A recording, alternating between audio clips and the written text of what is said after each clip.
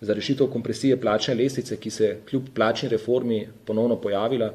To je izjemno pereč problem, kajti ta trenutek imamo zaposlene v dejavnosti zdravstvene in sociale s 5. stopnjo izobrazbe in niže, ki so vsi praktično z osnovno plačo izenačeni v svojem plačnem razredu, kar je ogromen problem. In to bo zagotovo potrebno v prihodnosti zopet nasloviti.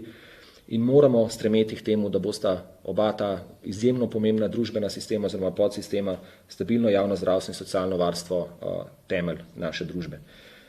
Cilj, ki ga bomo pri teh ukrepih zasledovali, je seveda vzpostavitev takšnega delovnega okolja, zaradi katerega zaposleni v teh dveh dejavnostih ne bodo zapuščali zdravstva in socialnega varstva.